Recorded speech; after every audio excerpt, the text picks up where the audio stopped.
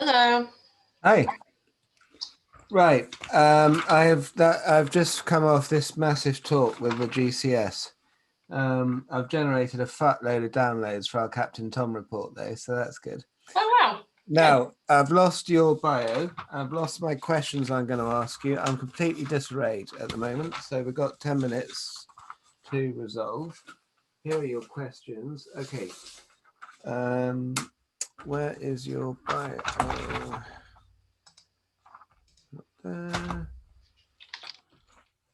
How did you send me a bio yesterday, or where did we get it from? It was in a message. I sent it over Teams. Okay, I got it here. Okay, listen, smile. Don't look like you're about to get shot, okay? Slowly. I went really slowly on that session, and I stopped and let them think about my points. Yeah. Okay, pace yourself, patience, smile. Are you on the right webcam? Yes, I definitely am right now. Okay, you're saying as CARMA UK, so go to right click and change it to Alison WIlliams CARMA, as I did.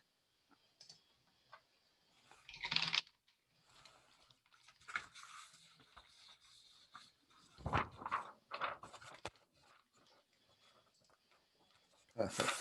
Now, what is the name of your talk? Let me pull up the actual deck 1 second. Telling your story, measurement that matters. So telling your story, it's fine. Just a quick one. Jack said that he set it up so that we would have the practice thing at the beginning, but it looks like it's already started recording. It probably has. Don't worry. We're not live. I've got a big button in front of me saying start webinar.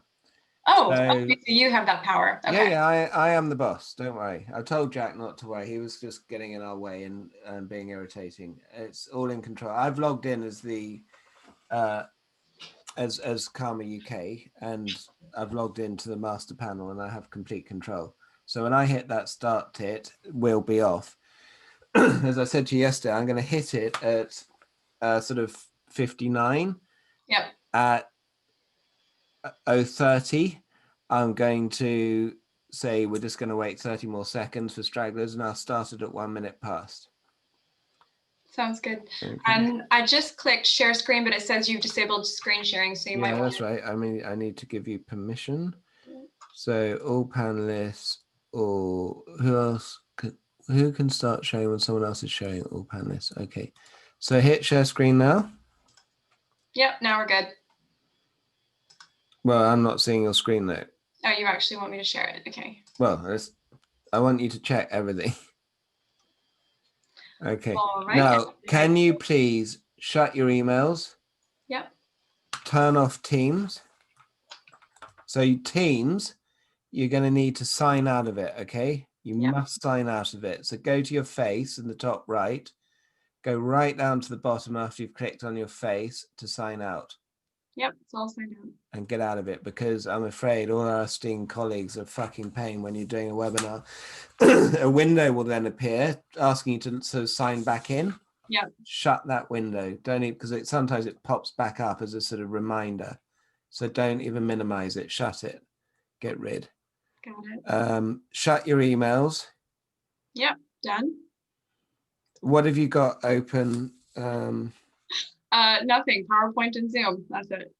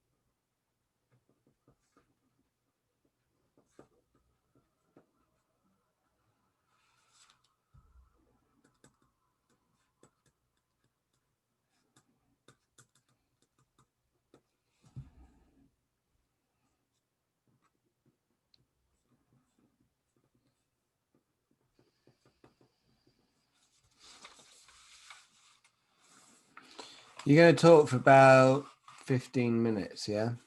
Yep. Okay. Now, have you got your crew dialing in? My crew. Yeah. What do you mean, the team? Are the AEs going to dial in? They know about it. So in other words, have we seeded people to ask questions, or am I going to, because people will see that no questions are coming in, and it makes me look a bit fake. I've now lost your questions. I don't know. I can share them with them. I haven't done that. I know that Maria and Jennifer are going to be watching, and Albert, obviously. So I can send them to them. It's always better if people, oh, there are questions. Okay. It's always better if people post a question, but it doesn't matter. It doesn't matter. I can just host it. Okay. Right, I'm gonna go and have a pee, stretch my legs. Listen, you're gonna be great, okay? Smile, bring your A game. If you have a stumble, doesn't matter. Yeah, got it. Don't draw attention to it. Just calm, pause, collect yourself, smile, go again. Yeah, it's fine, but you're not going to stumble. You're going to be brilliant. You were so good yesterday. Okay, you were so good yesterday. You're going to smash it. I know you are, right? Got it. So don't worry about it. Just have fun. Okay, have fun. You are the expert. I've had 600 people eating every fucking word I said, and I sit here thinking, what the fuck do I know about this? I told them I failed my degree. I told them I can't do Excel. I can't do a pivot table. I know fuck all. I'm a bluffer, right? I'm faking it till I'm making it. So just enjoy it. Have fun. They're going to be eating out of your hand. You've got a great case study. Remember to emphasize the points. Make sure at the points that matter, you really nail it. And if you want, repeat the point. Yeah. Yeah? Got it. Okay, so I'm going to have a pee. And unfortunately, I've got fucking builders galore, so I hope it's not too noisy. Are you sure that lighting's the best light? It doesn't seem quite as good as yesterday's. Can you get your face a bit more lit? That's better.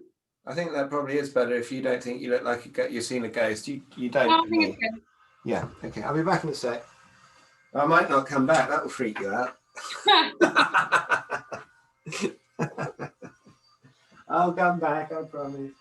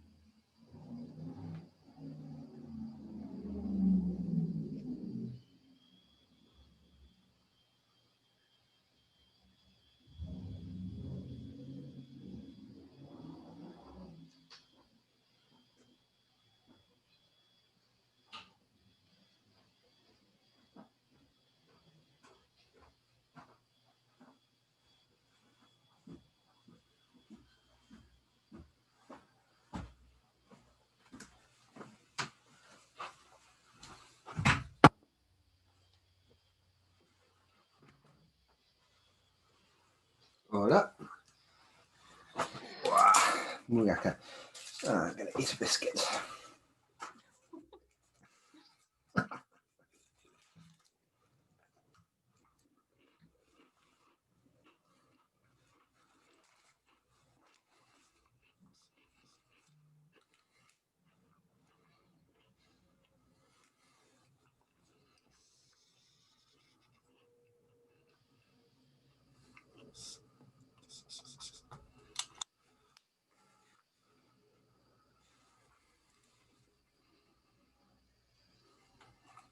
A.E. Williams LDN, right? Yep.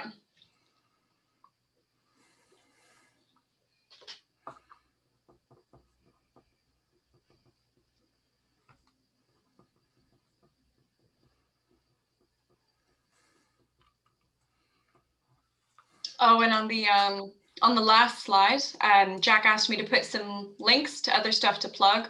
So I've just put a link to the download for the FinTech report, and then to our measurement page where we have the different webinars listed. So one of us can mention that at some point. Oh, yeah, absolutely.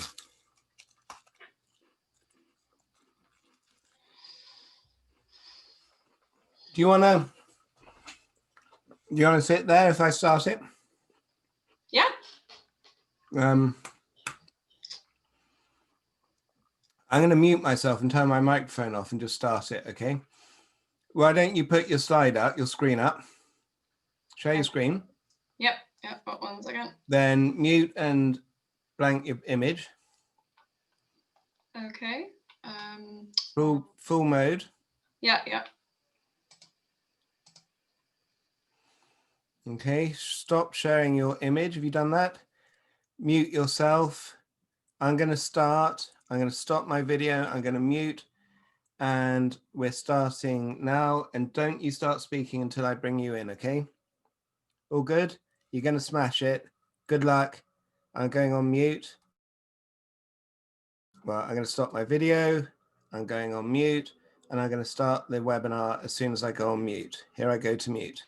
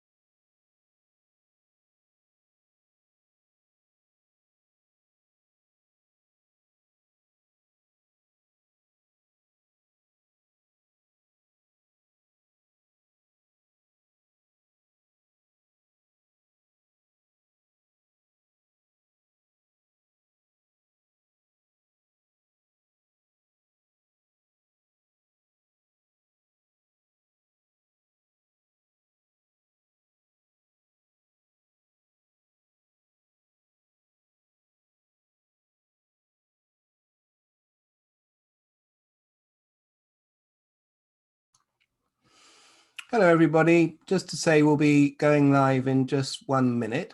We're just waiting for a few stragglers to connect. So we're giving everyone a chance to connect and then we'll be going live. But a very warm welcome to you all. Thank you for joining us.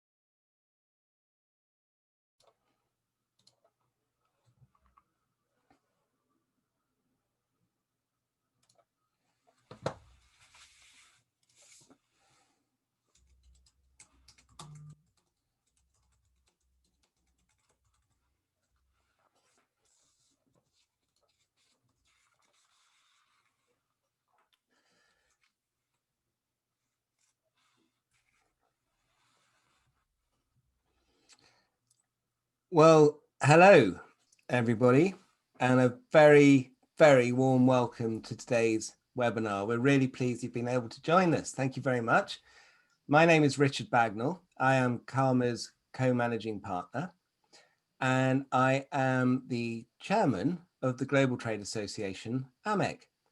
Today's event is being put on by CARMA, but it is part of AMEC's Festival of Measurement Brilliance called Measurement Month, which we run every November each year. And AMEC, as a trade association, we've got over 180 organizations all around the world, all interested and focused on driving best practice and education into the market.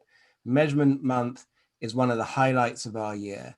This year, we've got over 50 events running, of which my awesome colleagues at CARMA have done about 6 or 7. I'm very proud of them.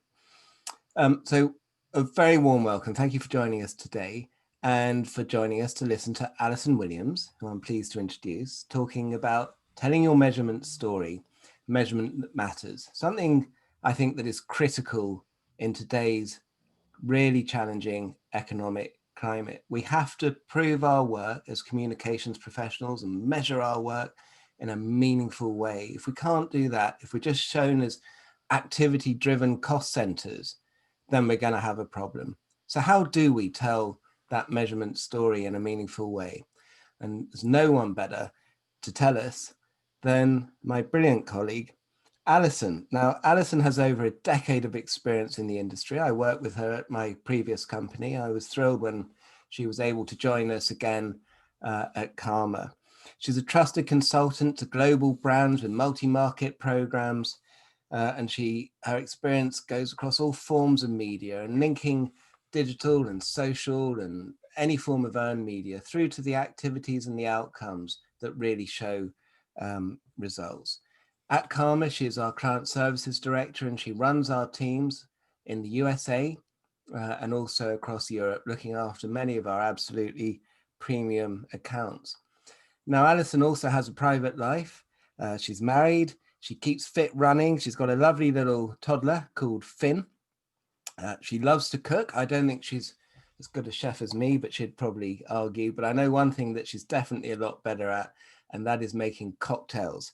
And so she's been doing a lot of that, I think, in lockdown. And I have a sneaky feeling we might be about to hear more. But anyway, a very warm welcome to all of our panelists, but a particular warm welcome to Alison. I look forward to hearing what she's got to say. Alison's going to talk to us, by the way, for about 15 minutes. She's going to keep it quite fun and top line. But what we'd love to do is then have a chat afterwards. And so please post your questions into the chat or into the Q&A field, or you can message me on Twitter and I'll be able to pick them up and ask them on your behalf to Alison. My Twitter handle is @RichardBagnall, and Alison's is on the screen there. It's @AEWilliamsLDN. If you want to tweet about the event, please use Amec's Measurement Month hashtag, which is #AmecMM. But without any further ado, I'll hand over to Alison. Welcome and thank you. Thank you so much, Richard. Thank you for that lovely introduction. And thank you to all of those of you who were able to join today. I hope that you've been able to find a moment of calm in your busy day. I promise to make this worth your while. As we, oops, sorry, I'm gonna change the slide there. As we dived into our second lockdown here in the UK, I found myself reflecting on our first lockdown, and I bet it looked a little bit like yours. A lot of Netflix, a lot of cocktail experimentation, maybe a little too much according to my genes, and a lot of time spent chasing around this little monster, Finn, my 2-year-old. But I also found myself reflecting on how the lockdown had affected me professionally. And I kept coming back to this idea of confidence. It is so hard to be confident in knowing that you're doing the right things when you're sat behind a screen, when the only interactions that you have with your colleagues are scheduled and over Zoom, and you can't stop by your boss's desk and ask a question or run something by a colleague on the way to lunch. It is so hard to know that you're actually bringing value to your organization. And then I started to think about our industry, the measurement industry, and that's exactly what we're meant to be bringing to our clients. We bring confidence that our clients have run a fantastic campaign and gotten the results they were looking for, or confidence just to know that they are doing a good job in their day-to-day work. But when I look out at what our industry actually produces, I don't see a lot of confidence. I see a lot of data. I think it's fair to say that our industry is saturated with data. You can get any number of dashboards showing charts and graphs and tables of numbers and Excel downloads, and we're meant to find confidence because if we have all the data, then we have all the answers in there somewhere, right? Not quite. And it's interesting because this way of thinking is not something new. If we look back 25 years ago, Richard likes to tell this story about when he first started in the industry. He started at a PR agency, and at that PR agency, they used to prove their value with something called the thud factor. Now, if you've never heard of the thud factor, it's basically the sound that a stack of clippings makes when you drop it on the table. It makes a big thud, and the louder the thud, the bigger impact that you had for your client. Sounds ridiculous, right? Well, if we fast forward 10, 15 years to when I started in the industry, we've moved on, but not a lot. We were measuring every metric you could think of under the sun, and we were delivering results on all of those metrics to our clients in 30, 40, 50-page reports and lots of online dashboards. It was basically a digital thud factor. And it still didn't answer the right questions. And I know this because I sat in those meetings with those clients as we presented our 30, 40, 50-page reports. And time after time, the client would flip through that report to page 15, paragraph 4, and say, that right there, that point, tell me more about that number. That's an interesting number. And that's because that number told the story that that PR wanted to tell. That number proved the value of that person's work to their organization. And if you think about it, of course it's about telling a story. We are humans, we're natural storytellers. We communicate through stories in our personal lives, we communicate through stories in our professional lives. And the problem is that dashboards and tables of numbers, they don't tell a very good story. But the good news is, I think that we are coming to the end of this age of trying to find confidence and having all of the data. I think we're coming into a new age where we can have confidence in being able to tell the right story about the work that we did. And when it comes to telling a really meaningful measurement story, the data can really be less is more. Let me show you what I'm talking about. I want to tell you a story about Starling Bank. Now, if you're unfamiliar with Starling Bank is a challenger bank. And what that means is that they keep their costs low by not having bank branches and focusing on a fantastic digital experience for their customers. Now, in August, Starling Bank had a fantastic story to tell. They managed to triple their deposits in just 9 months, and that was in the face of a pandemic. So let's imagine that we work for Starling Bank's PR team. And when it came time to report our results about this fantastic story to the board, we presented this. A typical PR report. This should look familiar to many of you. It is ubiquitous across the industry. This is a typical report that most of us have at some point in our careers provided to our boards when we've been reporting on our results. We have a table of numbers and some charts to support those numbers. In the first column, we have online coverage, so the number of articles about Starling Bank over the month of August. In the second column, we have impressions, or the number of times that those articles may have been seen. In the third column, we have social conversations, so people talking on social channels about Starling Bank. And finally, in the last column, we have social impressions. So again, the number of times that those social conversations may have potentially been seen. Now, if you've ever presented figures like this to a board before, you probably know the questions that we're about to get. What exactly am I looking at? How do I know these numbers are good? And the worst question of all, if we did so well, how come we're in the middle? These questions are frustrating.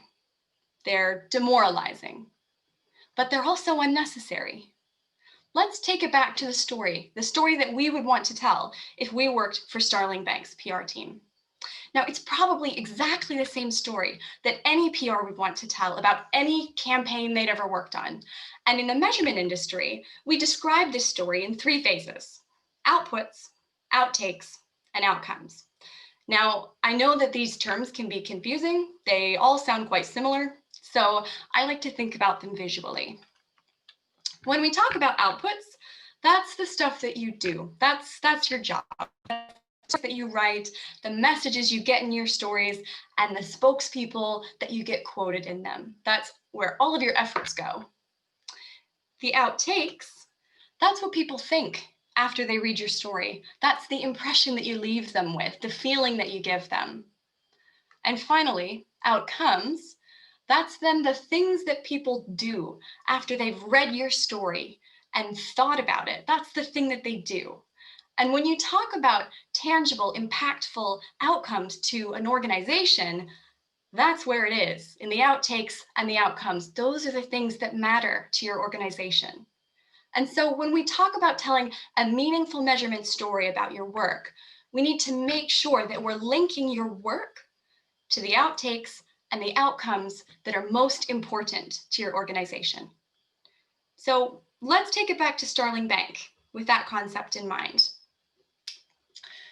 If we're trying to look for outputs, we can look to that online news stories data that we had in that table. If we're looking to represent outtakes or what people thought, we could use that social data from the table that we looked at earlier. And finally, if we're looking for something that represents outcomes or what people actually do, we could use Google search data. So what we've done here is we've taken each one of those data sources and just laid them out day by day through the month of August. And when we do, we can see something quite interesting emerge on August 6th. Now, August 6th, that's the day that that story broke about the bank tripling its deposits.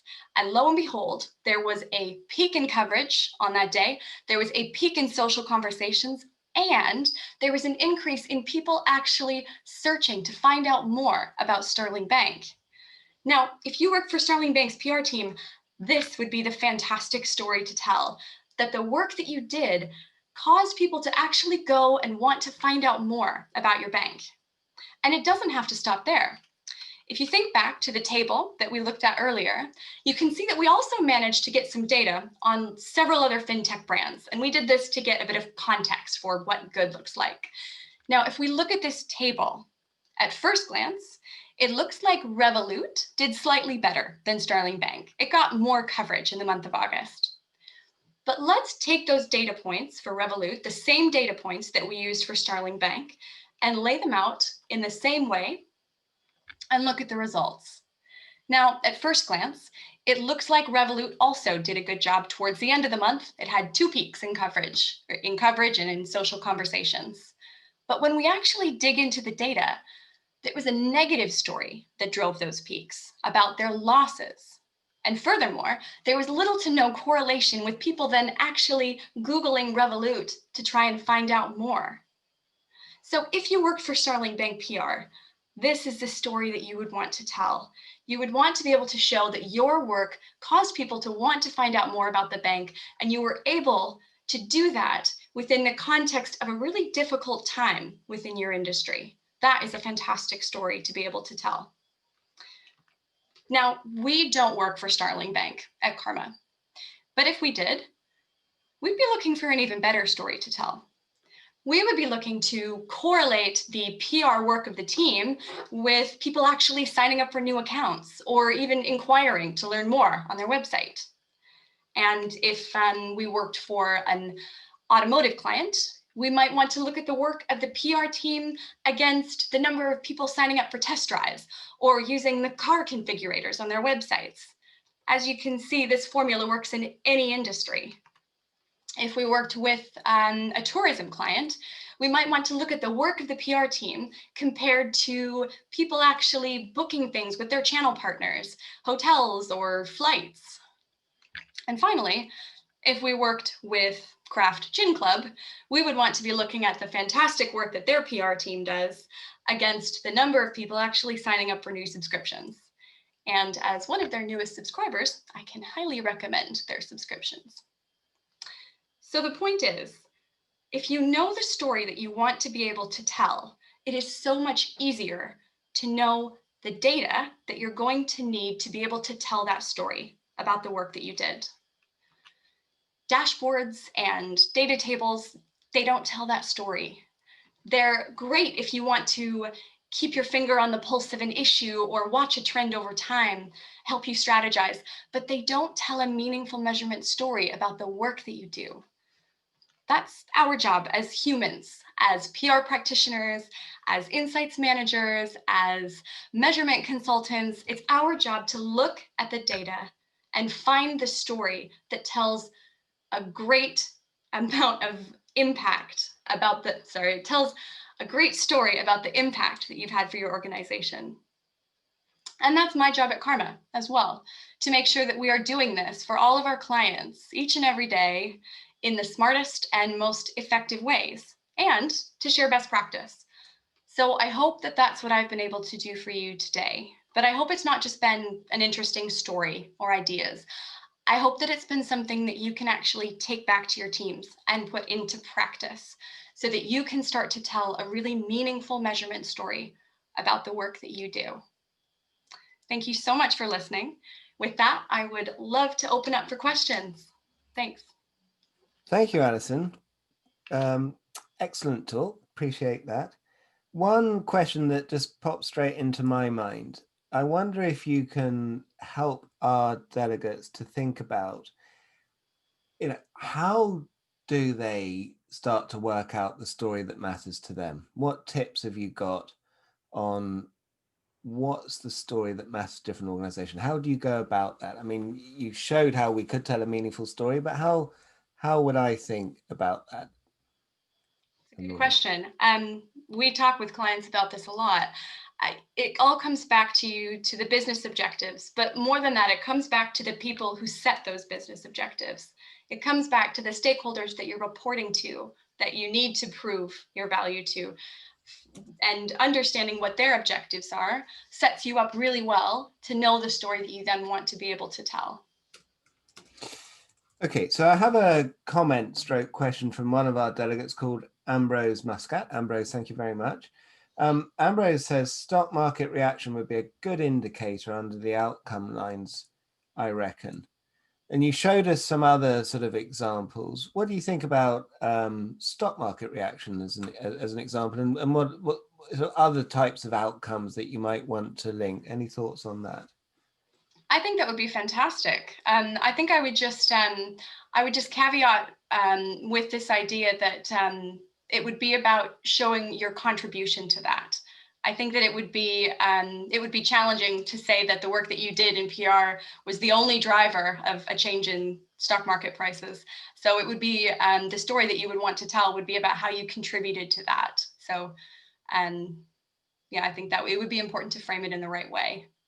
Yeah, I mean, stock market is always a challenging one, because what you can often have is positive coverage about how an organization has cut costs, and it can panic.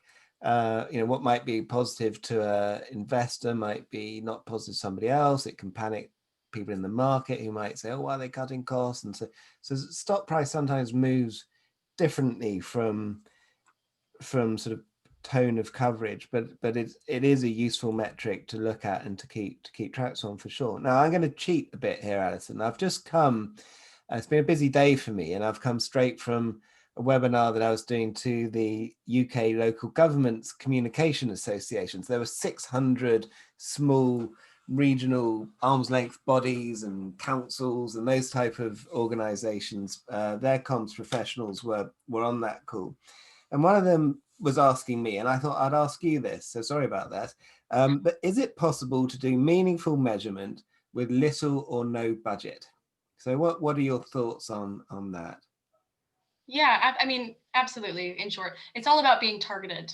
So first of all, it's about understanding the story that you want to tell, like I was saying earlier, but then understanding the data that you will need to tell that story. Now, if you are working in the global comms team for a global organization and you're having to report on 20 different markets and you want to do so in a way that's meaningful and tells a story about all of their work, it can be pretty hard to do that on no budget because of language difficulties and needing to centralize everything and just the man hours involved in getting it organized. But if you could start small, if you could start with one campaign that allowed you to show that that there was a way of telling a meaningful story about your work, that can then lead you to be able to have more discussions about getting a bit more budget to be able to tell a meaningful story in a wider context. Yeah. And I think sometimes the data that you might need to tell that story might not be that expensive to source as well, perhaps. You know, it can be, I think something I've seen over the years is that organizations tend to be very much constricted by silos, and it's about knocking down the walls between different silos. And that links through to a question from a friend of mine, actually, who's joined us. Hi, Florian Laszlo, welcome from Observer Group in Austria. Good to see you with us.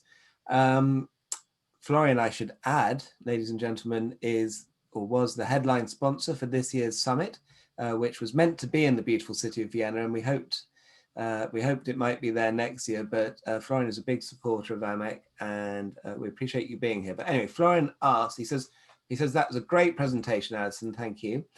Question: how do I get to the BI numbers, as comms seldom have access to those or care about them? So what tips have you got around that? I guess from working with clients in the past on this who have wanted to start putting something like this in place, you don't know that you don't have access to the data until you ask. A lot of times, one of the exercises that we like to do with clients is to get everybody from the different comms disciplines in a room together to talk about all the data that actually exists within an organization. And what you tend to find is that some people know of some data sources that other people are not aware of, and then other people might know something that someone else did who works in another department. And all of a sudden, you're getting a much clearer picture of all of the data sources that you actually have access to be able to tell your story.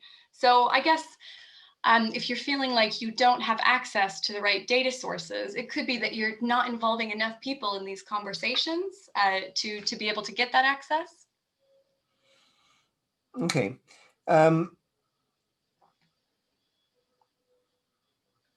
So here's one that also links through to the previous session.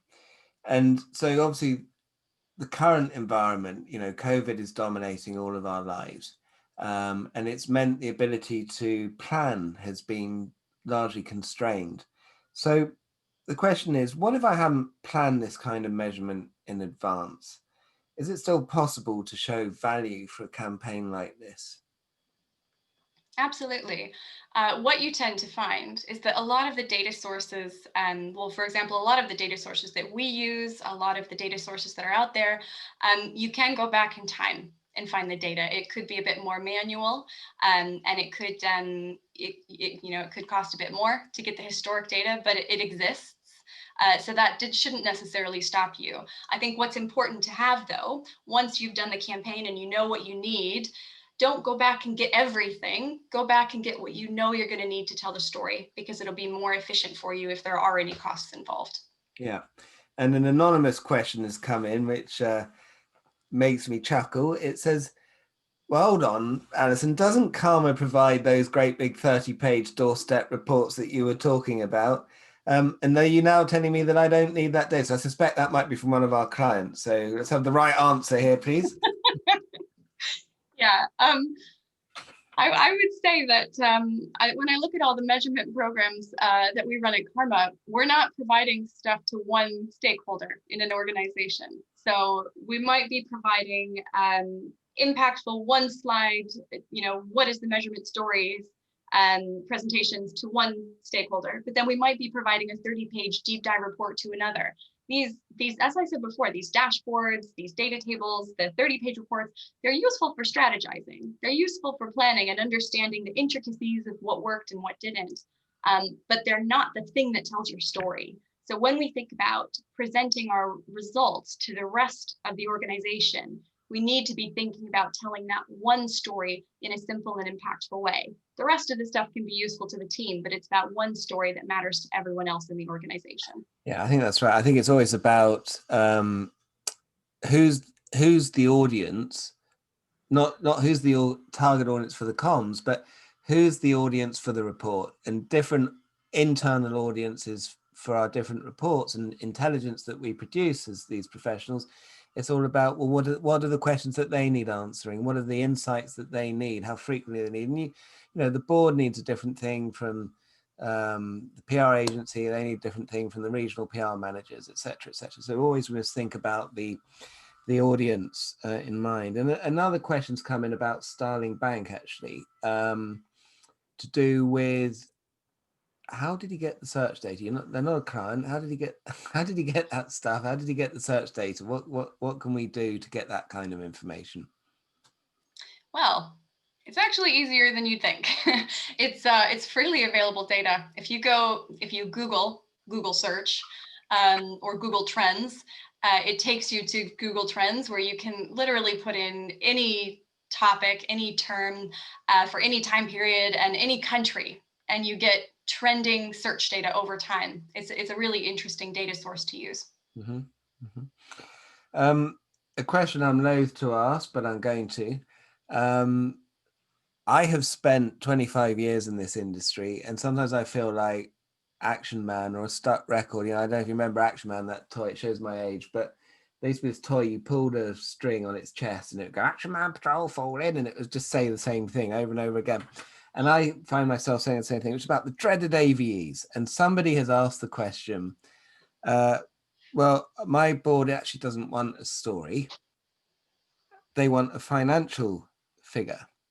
And they've actually said in the question financial figure, but I think they probably mean AVE.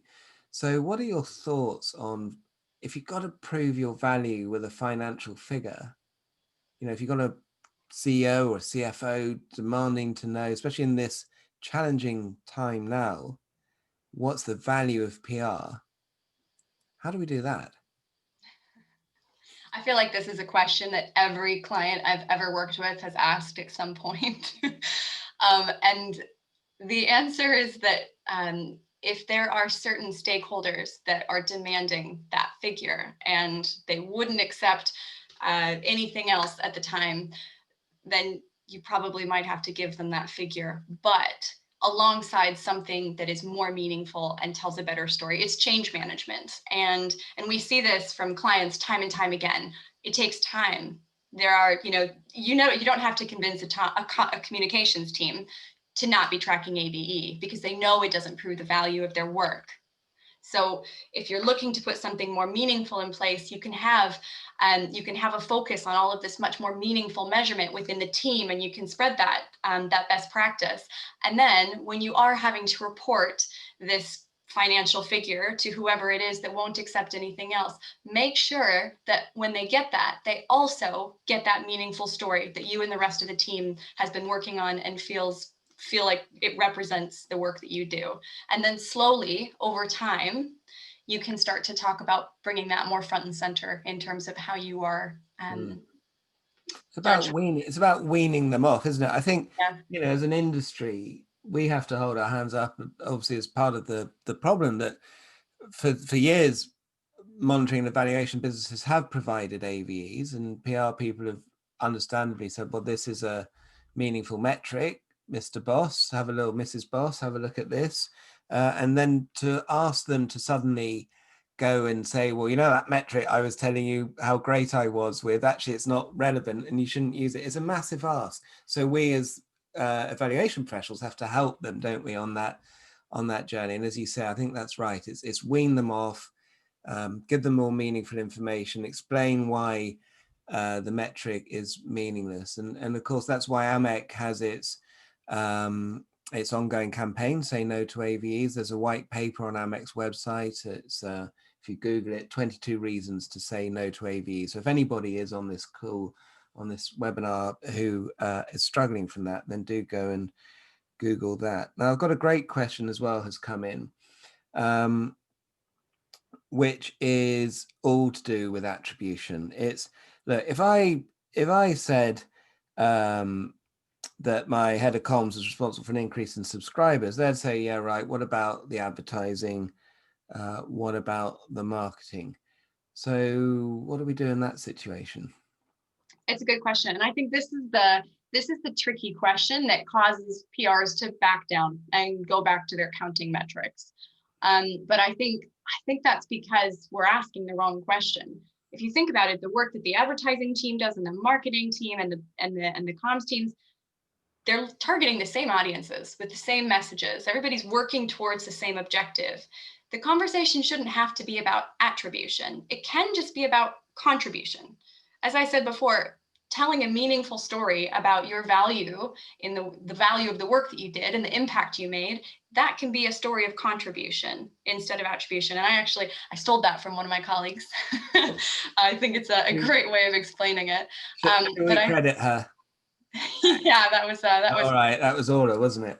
Yeah, it was. Yeah, well done, Orla. Orla is brilliant, by the way. So anyone on today's session, Orla has done 2 or 3 CARMA AMEC Measurement Month events, and I see Alison has on her slide saying thanks for joining us. She's put some links underneath. But if you go to karma.com/mm20, obviously standing for Measurement Month 20, you will find a page with all of the events that we've done, and the ones that are coming, obviously you can register to attend. The ones that are in the past, you can watch them again. So do go and have a listen to Orla.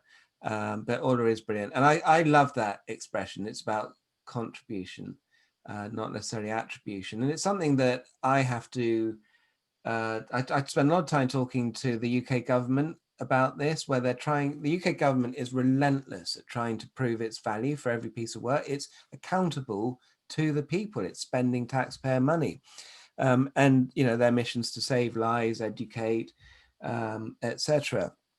And they have to show that they've actually achieved what they're set out to do. So there's this ongoing debate about, well, shouldn't we do econometrics and market mix modeling and all of this kind of stuff? And that gets hugely expensive, and we can't possibly afford to do that in every case. And the answer is, well, no, let's look for the evidence points to show the contribution that PR made. Let's tell a meaningful measurement story, and let's let that alone will suffice without having to go to that great big expense. Florian says that's a good point about the AVEs. Anything, can we put it into the Barcelona Principles? But of course, Barcelona Principles were where AVEs were first acknowledged as a basically a meaningless metric. They came into play in 2010 at the AMEC summit in Barcelona, surprisingly. But it wasn't just AMEC that did this. We did it in conjunction with other trade associations, both PR trade associations, academics. Over 300 people came together and voted on these different statements, and that AVs weren't the meaning of PR. What AMEC does now, Florian, is we have a policy that our members all subscribe to, and if you Google AMEC policy on AVEs, you'll find it, and it basically explains what an AMEC member must do. So an AMEC member must be able to fully understand why an AVE is not a meaningful metric. It mustn't promote them proactively. It must educate and support our clients to wean them off. If it does use them, it must use them with other more meaningful metrics in the report, and put a disclaimer in the report explaining that they are a metric that has been discredited, and that they are there with their support to help to move people away. And that policy is like that because we understand how difficult it is for people to move away after all of these years of having produced them. But it's also why AVs is not a blame game. It's not about saying, well, the providers did it. What happens is the PR agencies say, oh, the in-house departments demanded it. The in-house people say, well, the PR agency provided it. Everyone in PR and comms says, well, it's all the vendors' fault. It's not any individual's fault. It's everyone's fault, and it's no one's fault. And what we have to do is work together with a consistent voice. And that's why AMEC partners with FIBEP and the PRCA and the PRSA and CIPR and all these trade associations to work together on a consistent metric. Now I've got another question, which is, are there any other ways you'd recommend benchmarking your PR results? So it goes on, aside from the industry data that you showed in your case study, and I don't have the budget. So the budget question again, I think we're going to see that more and more as we go into 2021. I don't have the budget to track loads of my peers. So what can that person do? It's a good question. I think the most valuable benchmarking just takes time. So when we're first starting with a client, we like to talk to them about how they benchmark themselves against their KPIs and what those and how to set those KPIs in the first place. And the easiest place is obviously to start with some sort of industry average, but the best type of benchmark that you can have is your own work over time. So what we would recommend is that for the first few months, you have some sort of industry average, and then after that, you can start to set benchmarks against your own success and your own results, because it'll give you a much more realistic set of KPIs ongoing. Yeah, I think that's right. I've got a cheeky question. I'll just ask the delegates if they've got any more. I'll just give them a sec to respond. Someone sent me a cheeky one on my old Twitter. What was that craft gin club that you recommended? I'm not sure how that relates to me. Well, that relates to recall of message, right? She did say, I remember you said, but I can't remember what on earth it was. So what was that craft gin that you mentioned? So I do really highly recommend this company. It's called the Craft Gin Club, and it's a monthly subscription, and they send you the most amazing gins and mixers and snacks and magazines with recipes. It's been a lifesaver in lockdown. So how much does it cost? I don't actually know. And how do you measure the value of it? Or you get your husband to pay, and yeah, you can ask my husband the value of it. So he'll tell you how happy it makes me. Right, exactly. Happy wife, happy life, as my wife keeps telling me. There you go. So, okay, well, I think that has been excellent, Alison. Thank you so much for the hard work, the time you put into producing the report, making the deck, talking to everyone today. Thank you to everybody who's joined us from around the world as yet another AMEC Measurement Month event starts to draw to a close. There are some fascinating insights there. I would remind us all, we live completely in the age of accountability now. If it hasn't happened to your organization yet, it will. I can tell you for a fact, finance directors everywhere are reviewing their budgets for next year. And anything that is just a cost that can't have a proven value tied against it is going to be under the utmost scrutiny for a significant budget cut. We've seen this start to happen in PR and comms. I think it's going to accelerate, although there is optimism about the journey of the virus and these 3 candidate vaccines that are on their way. They're not coming for a while, and there's still a lot of uncertainty. This is a rapidly evolving situation, and businesses, organizations do not like uncertainty. Bosses, CFOs, they always plan for the worst while hoping for the best. And that means cost centers are in trouble. PR and comms professionals need to show that they generate proper value and that value supports organizational objectives. And so by doing measurement that's meaningful in ways that Alison's shown us today, we're going to go a long way to really being able to show why PR and comms should have a bright future. Now, Alison, I'm going to let you do the final wrap. Could you please tell us a little bit about those links as well? So final words to you, and tell us a little bit about those links and close us out. Thank you very much. Thanks so much, Richard. Yeah, so as you can see on the slide, there are just 3 links there. The first one, just a reminder, is the one that Richard mentioned earlier about checking out the rest of the webinars that we've been doing throughout the month of November, Measurement Month. There are some excellent talks in there. So if you have any spare time, you're looking for any any new information, new ideas, is a great place to go. The second link there, that is a link to the full FinTech report that accompanies this webinar. So if you'd like to have a read of that, share it with colleagues, please do access it via that link. And then finally, the bottom link is self-explanatory. If you want to know anything more about anything that I've talked about today or anything we've discussed in the questions, please do just contact us via that link. So once again, thank you so much. Whoa, I beg your pardon. I have another question and I think we've got time to answer it. We thought it'd be 45 minutes and I'm sorry, this is actually from an anonymous attendee. I missed it. And it's a lengthy question. So from anonymous attendee, one last one, if we can trouble you, Alison. Yeah. A terrible zinger, as the Americans would call it. One of the Barcelona, and I'm reading it first time I've seen it, one of the Barcelona principles is that measurement should be consistent over time, i.e. it should follow the same methodology, data sources, etc. This demand for consistency makes it difficult to switch measurement vendor supplier because they guard their search strings, data sources lists, like media outlet lists, proprietary methodology, etc. So they chain the client to them. When the client's afraid to mess up, comparability over time by switching vendor. In your opinion, is it fair or reasonable to demand emphasized, e.g. search strings from media monitoring so you can take them with you to your new supplier? Now, I'll understand if you say no, but how do we then solve the problem of being chained to one supplier forever? I think that's a great question. I've got some thoughts on that, but let's hear yours, Alison.